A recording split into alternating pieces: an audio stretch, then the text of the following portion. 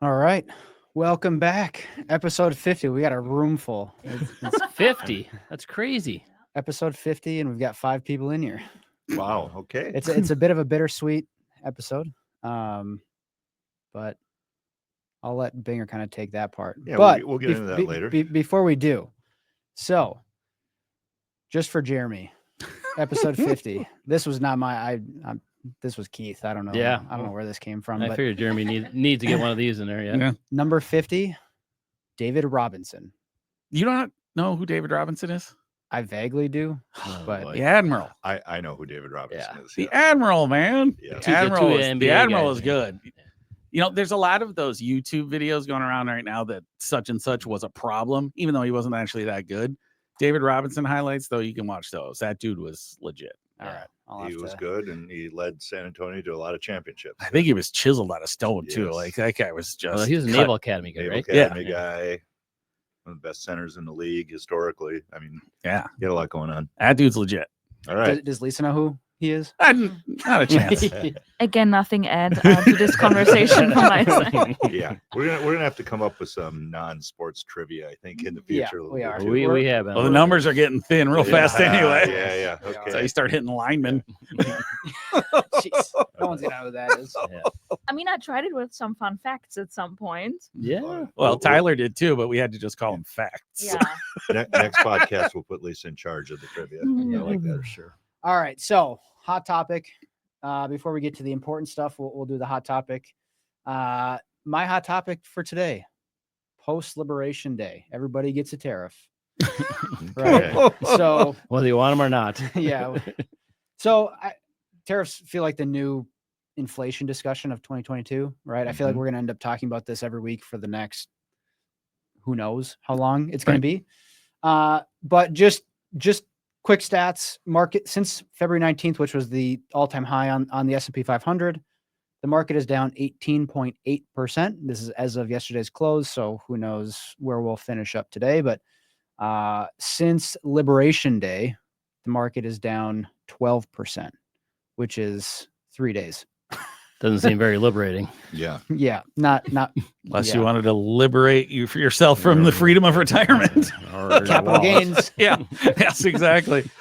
So question for everybody, and we'll kind of go around the room style, but were these tariffs worse than you expected?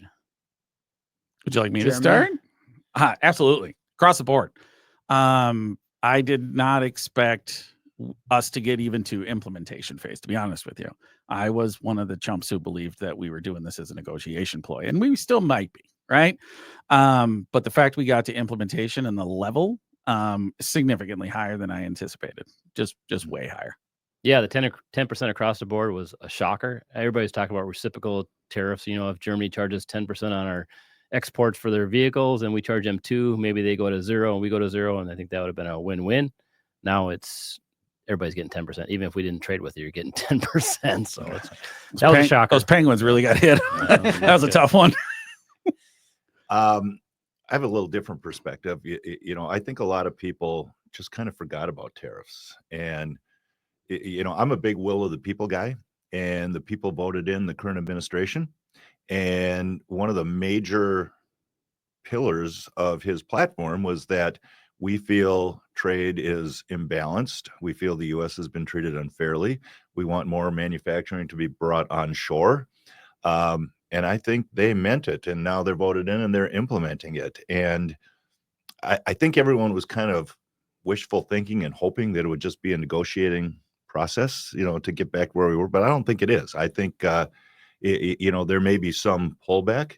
And I think Tyler used a word. I mean, it seems like, you know, the tariff policy went in with a sledgehammer, and, you know, and now we're putting the pieces back together. Yeah. But I think, you know, tariffs are here to stay, maybe not at these levels, but they're here to stay unless other countries do things dramatically that would favor the U.S. in a trade imbalance. So, you know, we got what we voted in for. And, you know, we'll see how the chips fall now. Lisa, take the mic. Take that mic, Lisa. Yeah, I agree with everyone was saying. I think it was worse than expected. That's why the market reacted the way they did. by now it feels a little bit. I agree with Jeremy. I didn't think that it really gets to implementation, how it was proposed last Wednesday. It's even worse now when we look at China going back and forth. I don't know. It feels like we are throwing around numbers and tariff rates like confetti by now. No one really can keep up anymore. What is going on? I think overall, going into Liberation Day, investors were looking for a little bit more certainty and for a little bit more meat on the bones when it comes to numbers. I think, yeah, there's not much more certainty now, I think. So, Tyler, your thoughts? Yeah, I think that's fair. I go back and forth between the negotiating thing and Binger's view, right? I do truly think, and I've heard and seen different videos of Trump in the past and like from the 90s where he's talking about trade and tariffs. And so I do have a feeling that this is not so much the art of the deal anymore. It's really trying to bring America back to the manufacturing. Yeah, it's change in policy is what they're doing. Yeah. So, but then I go back and forth, right? You're starting to see, and Lisa said it, it's confetti at this point being thrown around. Like China now has 104% tariff on their products. China's got 84% on US stuff now. It's like at some point it's going to break the whole system when we start talking about 104%, which means your price is double what it was yesterday. Right. Just like, from China, though. Just from China, but just China. Yeah. China's our third largest or second largest trade partner. 13% we import from China. Yeah. So 13% of all those goods is now double in price. And I think at some point it's going to break something. Yeah. And that's what I'm worried about. So, and that's where part of me hopes that it's part of its art of the deal. Yeah. So we'll see. Yeah. But nonetheless, the tariff calculations, none of it is rocket science, right? Like it was all trade deficit divided by exports, and it was pretty simple versus the story we were being told leading up to it was that they were gathering data, they were taking all of these things into consideration, and it was pretty plain simple. Yeah. I mean, the highest tariffs are against the countries that we have the highest trade imbalance with. I mean, it's pretty simple. Everyone else got a 10%er, but I think those can be walked back a little bit if they agree to, drop their tariffs down to that's my question. Next question for you guys are the current level of tariffs the top, and we're going to start to walk things back as we make negotiations and deals? Or do you think we can continue to see like a broad-based China style where we're just going to add 50% on any country that adds anything on us and just keeps ratcheting higher?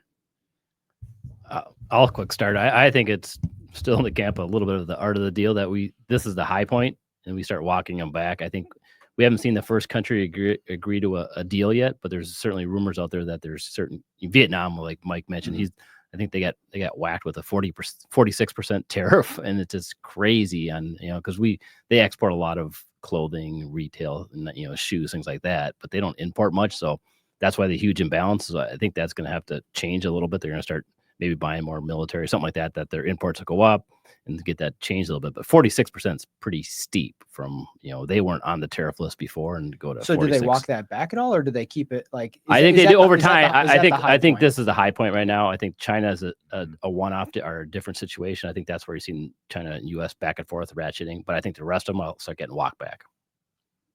Lisa? I agree with that.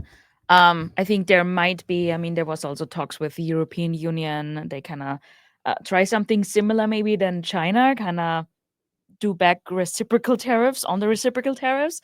I think it's going to be dialed back at some point. I think to Keith's point, I think China is a different story because that's just one of the largest trade partners. There are some issues between China and the US. So I think that's a one-off. But the rest of it, at least it's hopeful thinking that is a high point. Jeremy? I hope you two are right. Here's the thing. I try to learn when I get suckered at the table the first time. And again, when I first said here, I thought it was more of a negotiation tactic. Now I have no idea. And I think how do you put a probability on it? I always go back to the classic example where we kind of started is Venezuela had a 25% tariff during a flight that was eliminated on the flight back. So how do you know?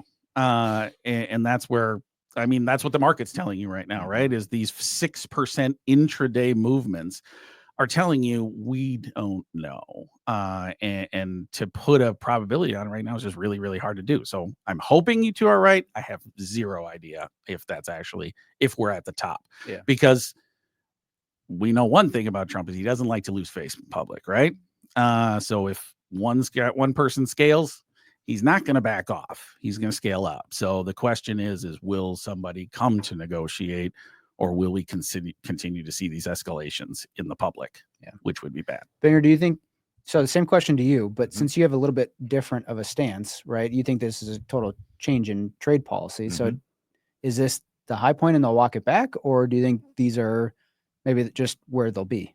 Yeah. So I think let's put this in perspective. Coming 2 weeks ago, our collective average tariff rate globally was 2.5%. 2.5%. Yeah. And today it's 22 or 3%. Yeah, it's crazy. So I mean, it increased 10 times. I think it would be interesting to get the stats on what the globe charges us. What is the average tariff put on the U.S.? When the U.S. is importing out there, I don't know what that is, but I feel it's going to be it. Previously, it wasn't balanced. So, I think 22% is probably the high point, but it's not going back to 2%. There's no way. I think frankly, it's going to be above 10 for quite some time. When you think about it too, I mean, a big piece of the platform policy that this administration ran on was tax cuts, extending them. Now, the administration also knows that if we extend or cut taxes, I mean, we're going to lose revenue to the federal government. I don't think it's a surprise to anyone that the federal government has a significant level of debt. Everyone's seen the debt clock and all that. So when you think about it, if we're cutting taxes and we lose some revenue there, and we have a debt problem, and we don't really want to have that debt problem get out of control, tariff revenue comes into the United States government, and that's going to help offset some of the losses in tax revenue, maybe even overcome it, right? Well, the numbers on that are, I think last year, 2024, we raised $80 billion off tariffs, which was like 1.5% of our overall revenue increase. Mm-hmm. And say they go up, estimates are all over the map, but people are saying maybe $1 trillion with these new tariffs. So that our gap was 1.8, trillion. So it's still a gap. It would fill part of that gap, but I think there'll be offsets on economic activity slowing down, your tax receipts, and other things as well. So I don't think you can say straight add on $1 trillion. No, but it'll offset. Revenue coming from tariffs is going to offset tax reductions to the federal government. So yeah, I think they're very aware of that fact, and that's part of the policy too. But if we're already in deficit spending, and then you just offset, you're still in deficit spending, right? But the deficit, the slope of the deficit spending, it won't be enormous deficit spending. It'll be minor deficit spending. Depends on how much you chop taxes, though, right? Correct. Yeah. But anything that slows deficit spending is a positive, and I think tariff revenue would slow deficit spending, and I think that's something the administration is very aware of also. Yeah, interesting. All right, last part here before we get to the real reason we are all five of us are like sardines in this room, but family band here. Jeremy was messaging earlier and brought up a comparison to 2018, which I thought was really interesting. So markets last quarter of 2018, markets sold off pretty aggressively, almost to the point of a bear market. I think 19.8%. Yeah. So I guess, and that was a little bit of a different situation, right? Trump was trying to get Powell out of the Federal Reserve, and just a lot of commentary around that. Stephen Mnuchin talking with banks specifically, I think kind of spooks the market a little bit. Yep. So my question to you guys is, does the market really just need to digest this news, or is it, do you want to turn that screen off? Just hit the off button. I don't know. We're having AV issues here. Nice. Or what was your question, Tyler? My question is, does the market just need to digest this and have this type of pullback to then reset the expectations to then have, in 2018, we were back positive in all-time highs in what, like 6 or 7 months? Yeah, about there. So does the market just need to digest this and understand what's actually happening and allow it to move higher after? Or is this still going to be the uncertainty period where the market still doesn't know how much it's going to cost companies and we can't move forward from here for quite some time? Go ahead, Jeremy. All right. Yeah, I think, yes to the digestion factor at some point.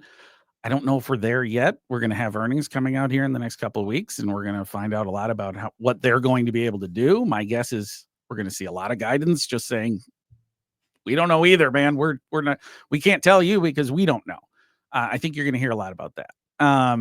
But then secondarily, from, kind of looking at the 2018 versus this lens, the biggest difference that I worry a little bit right now, I'm probably a little bit more of a worrywart than you all are here, is that at that time we went from a 17 multiple to a 14 multiple. Here we're going from a 21 to an 18, 19 multiple right now on the S&P 500.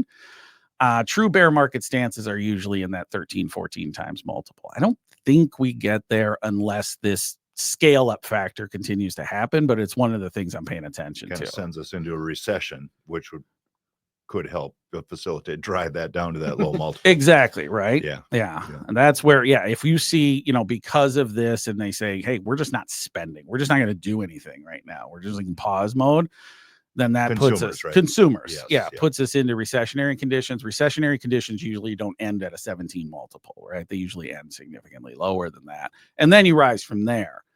Unfortunately, right now we're coming from a very high territory, which would be a pretty nasty decline.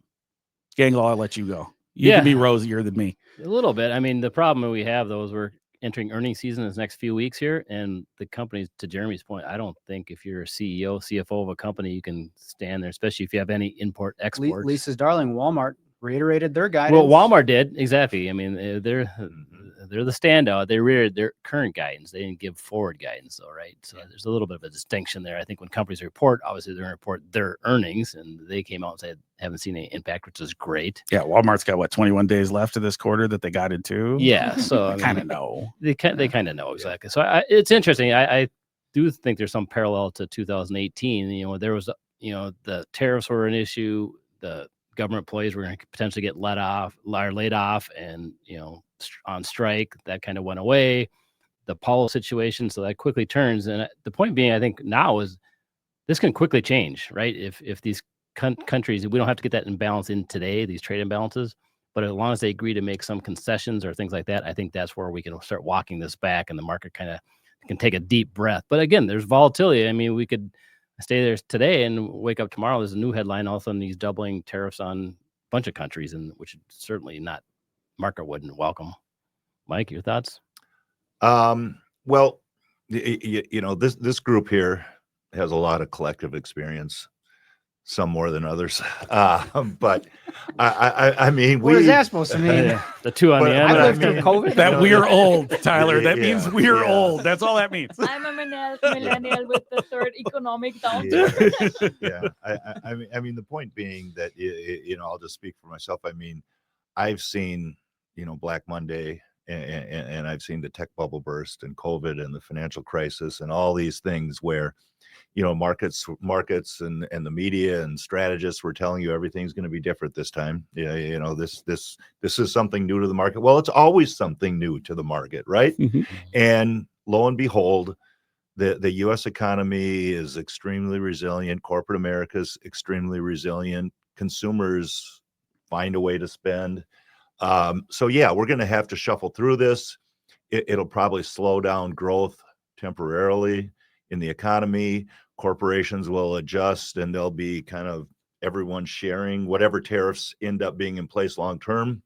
Consumers will absorb some of it. The companies that import will absorb some of this, and the companies that sell the stuff here will absorb it.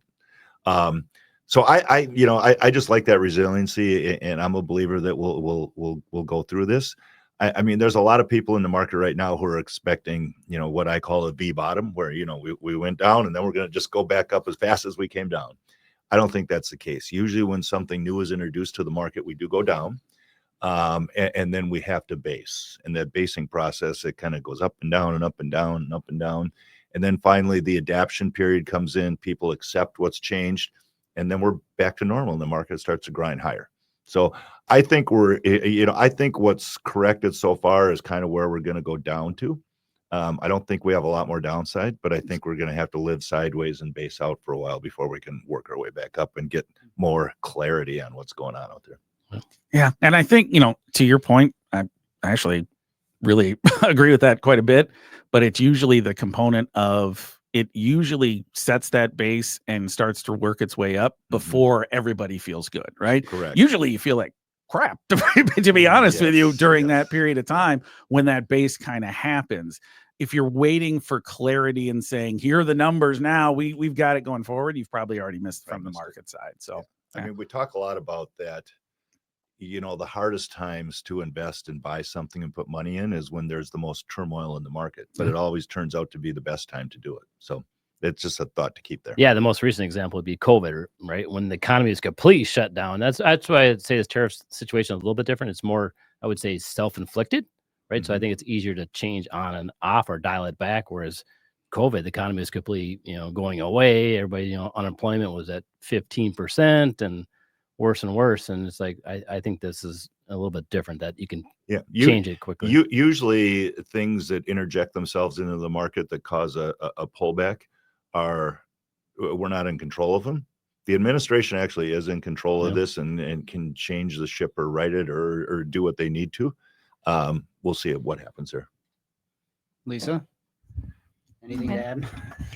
I mean, nothing to add, really. I agree with all of what was said. I also think we are not there yet with uncertainty resolvement. We still hear a lot about that changing by the minute still. I think where we see a little bit more clarity is first earnings season that starts to, this week, but also when we get more economic data, right? We get new unemployment data, new consumer sentiment data, new GDP estimates when they are rolling in. I think that gives a little bit more clarity as well, how the economy is actually dealing with that. I mean, all of those tariffs that we saw on the board last Wednesday went into effect today. So that's the first day where everything is in effect, actually the first time, where there's not much discussion, but now we have those tariffs.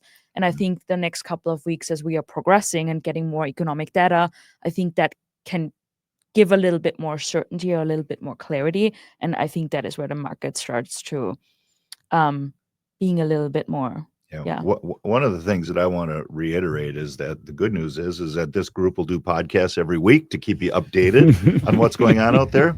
The other thing that, I really feel that Gradient Investments is different than a lot of our competitors out there is that we provide access and have discussions with and put out proactive pieces of investment content with our advisors and their clients. I just want to reiterate that we're here to have discussions, to help navigate through this period, to talk to our advisors, to talk with their clients and do things. And we're not a group that puts their head in the sand. We're a group that's proactive and is willing to take a stance and give an opinion and just hammer through issues when they come up. So anyone who's listening, take advantage of that because we're here for you. Perfect. And that, I think, I don't have much to add to that aspect of it or to the tariff discussion at this point. So what I do want to do is, I don't know, Bing or Jeremy, if one of you wants to take the reins on this thing, but I'll let you guys kind of explain why we're all here. I'll start out with this. So I don't know if this is conveyed over podcasts or dealings with us, but I really feel like the investment team is really kind of a family of investment professionals here, and we have a great culture, and we all get along, and we work hard and have fun together, and it's just a great environment, culture, atmosphere, whatever you want to call it, which I love. I think that's great. I've been here 13 years. Wow. The rest of us have been here a little less than that to varying degrees, but I mean, it's a great group. And it's always sad when one of the group retires or moves on or that kind of thing. And that's why I'm bringing this up is Jeremy Bryan has been with us here for 8 years, correct? 8 years now, yeah. And Jeremy is going to move on from Gradient Investments, and he is going to start his own company and his own venture and go out and really show that entrepreneurial spirit that he has and see where that goes for him. So that's why Tyler called it bittersweet earlier, because I felt Jeremy over the years, we've built a lot here. Yeah. And Jeremy and I have been here. I've been here 13, Jeremy 8+. Keith, how long you been here? 7. Tyler and I started about the same 7. time, a month apart. Yeah, Tyler 7. Lisa, you've been here now 2. 2 years. Newbie. But that's by design. I mean, you can't have a bunch of guys that are older like Keith and I, and that's it. You have to barbell talent, and we do a good job of that here. So you want to have a mixture of people who have been around and a lot of experience. You want to have a barbell approach of investment professionals that are younger, that can bring new ideas and fresh things to the investment group and different perspectives. So it's really worked well. But Jeremy. Yeah, it's been a great run. It has. We're really going to miss you around here. Thank you. But we do wish you well in what you're going to do. Would you like to expand a little bit on what your next venture is?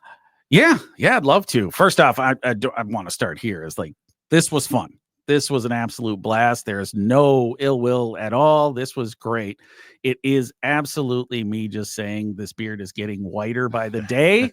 And that if I don't take a shot at, kind of rebuilding an entrepreneurial thing, I probably would regret it more than even if I tried and failed. So that was really the driver of building what we're calling Indie Wealth. And we're building that around a little different of an audience. We're going to try to bring what I call outsourced services to the foundation, endowment, and tribal office community. So we're really going to try to build what I think is somewhat of an underserved community from the side of that, either they have full on institutional focus, which just usually means layering on a lot of things that maybe they don't need.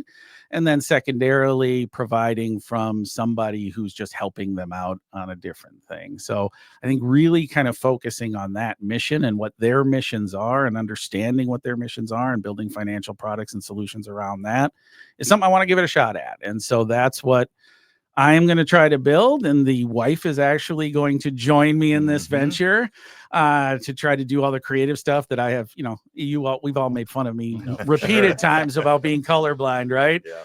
The logo would have been gray on gray. Perfect. So she's going to do that kind of stuff. All the stuff that I am useless at, she will be taking on with me, and we're going to see where it builds and just kind of go from there. But I will, there's a lot of things I'm going to miss around here, but this team probably being the predominant one. And the advisors that we've worked with and supported, they've become friends. Hopefully they'll be friends even after I leave, but certainly the people in this room, we work together, but this is a friend, I think it shows through the podcast, right? Is that we disagree and we make fun of each other constantly, but that's how we get along. Yeah. Jeremy, give us a couple, some of the things that you're going to look back on and say like, wow, I was really proud of that, or that was interesting, or boy, I never thought this would be part of my tenure here. Well, we started with 1 billion. I always say that, you started with 200 million. Yeah. That's unbelievable. Even at our time, starting with 1.1 billion and kind of making this into it crested at 7 billion. That's a temporary crest, by the way. But just that in and of itself, if I had started 8 years ago and said we were going to grow 6x the amount that when we started here, I would have told you were nuts. I would have been like, yeah, we'll be fine. And that there was an opportunity to do so, but I didn't, you couldn't put that as your base case. And so just being able to build those kinds of things. I mean, honestly, that's what, really intrigued me about doing this now is the history of us building this thing up and really kind of flying by the seat of our pants sometimes and doing those kinds of things. Like when I started, I have a note on here and I have to share this story. The due diligence? The due diligence. That's what I was going to ask you. I want to make sure you talk about the due diligence. I called a guy, and I'm not going to name any names, but it was a friend of a guy who knew a friend of mine who knew him, and he had worked here. And so I called him up. I was like, hey, I don't know anything about this place. I'd done a little cyber stalking of Mike. But outside of that, I didn't know much about it. Jeremy can talk with the best, by the way. Oh, yeah, I'm excellent at that. If you ever need anything, Jeremy's the stalker for you. But so the feedback I got was literally like, well, they have a pool table and good coffee. And I was like, cool. Yeah, guess that's what it is. But yeah, and then going on to, our fancy new offices we have now. I mean, this studio is phenomenal, but even when we moved to the second floor, it used to be an eye care facility. That was always fun too. Yeah, I remember is that, the yeah. people just wandering in, looking at gradient investments and being like, "Where's my eye doctor?" Yeah. And I was like, I don't, but do you have a retirement plan? Maybe we could discuss Yeah. that instead. So just, I mean, it's just random stuff, but I mean, it's honestly the day-to-day interactions, because we never know when we were coming in, what we were going to deal with, right? We have a plan, but the plan usually by 9:30 is kind of out the window, and you just deal with what you're coming in with. And that's I think that's what made you such a valuable member of the team is, plans are plans, but the ability to pivot and be eloquent when you're speaking and knowledgeable and all those things. I mean, you brought that to us in spades. And so we do thank you for that. I mean, you helped build a lot here. Like you said, we went from 1 billion to crested at 7, and we'll be back over and above that in time. But it's a lot of assets that were brought underneath there. And we brought some new investment strategies out too. I mean, you helped us, bring out what I think has really kind of continued that growth is our structured note portfolios, our buffered index, dual directional, and designed income. I mean, all those type of portfolios, we're nimble. We're, we bring things to the market when opportunity exists, and it's been part of our growth story. Keith, Yeah. What are you going to remember? You're stepping into bigger shoes here now. Yeah. Boy. You have a lot of experience. We have, Jeremy and I have talked, and we have all the confidence in the world that you're going to make a great senior portfolio manager of Gradient Investments. Just a few thoughts and reminiscence from you.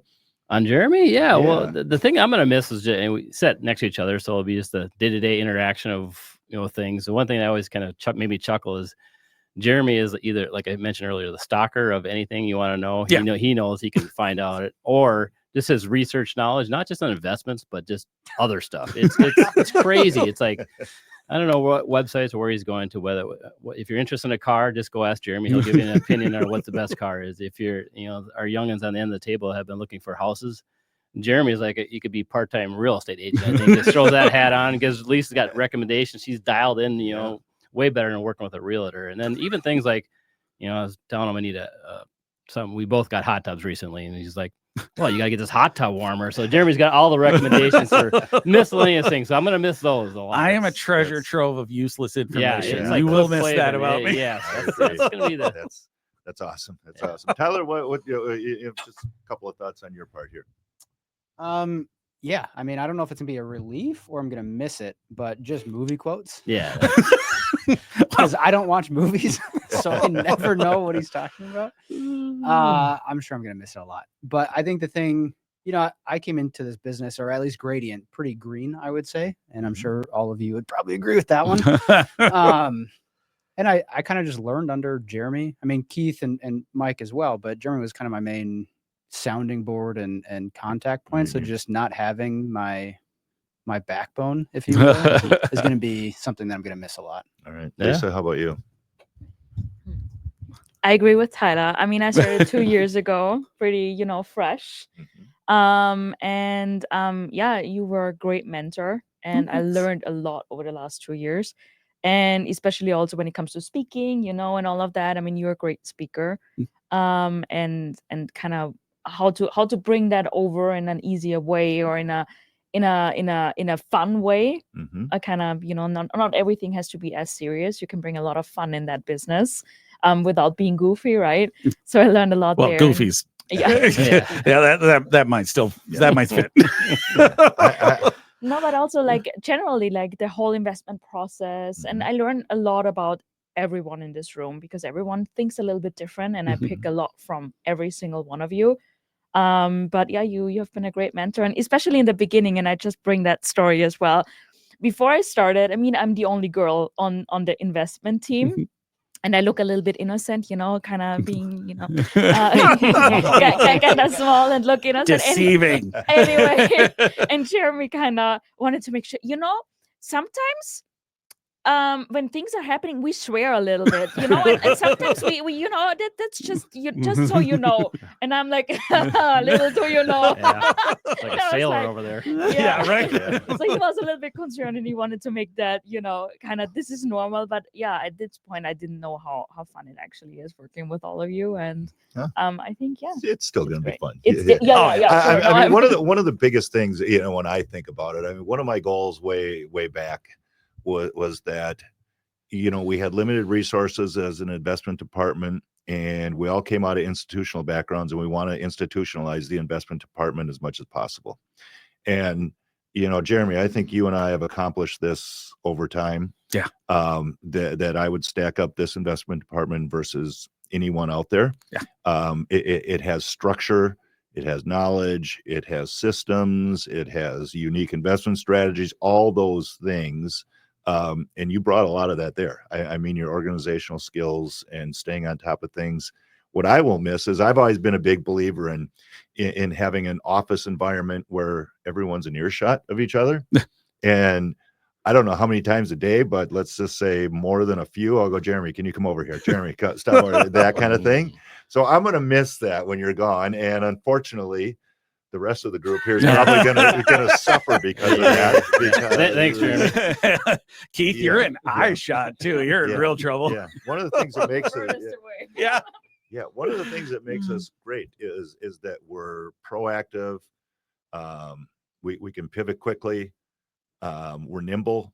And Jeremy, you're a big part of that. I mean, I would see what's going on. I go, oh my goodness, the market's down 200 points because of tariff. Or Jeremy, can you write up some talking points quick? Yeah. And that's all I'd have to say, and they'd be done, and we'd be getting out there. And advisors and clients just appreciated that so much. So there'll be a bit of a hole, but we'll backfill that. We got a great talented group to move forward here, and you know what? We just really, really wish you well. And we really want you to keep in touch with the group over time. And you ain't getting rid of me. Good. You ain't getting rid of me. Yeah. Thank you all. Seriously, you. It's been awesome. It's been 8 years of good stuff. So I appreciate y'all. Well, why don't you close us out one last time then? Unless if Binger's got one more thing to say. No, I just want to your website, Jeremy, is what? IndieWealthManagement.com. Nice. Shameless plugs. We love them. Yep. INDI Exactly. Wealth Management. So if you, because Jeremy's a great cyber stalker, all of you can go out there and cyber stalk him a little bit and see what he's doing. But no, that'll be a great way to keep in touch with Jeremy. He'll have his contact information on there. And if you hear this in time to, please reach out to Jeremy and wish him well. So Jeremy, why don't you close us out here for your final Pickers Market podcast? I will. It is my pleasure. All right, everyone. I can say like and subscribe still because I am a subscriber, and now I'm going to be an absolute troll in your comments. Oh, no. So if anybody sees them, we know where they're coming from. But until the next time when these four give you all the insight and analysis you need, take care, and we'll see you later down the road. Thank you. Note, Jeremy, thank you for everything you've done for great investments in the past 8 years, and I'm sure the next 8 are going to be successful with Indie Wealth. Appreciate it, man. All right. Nice. All right.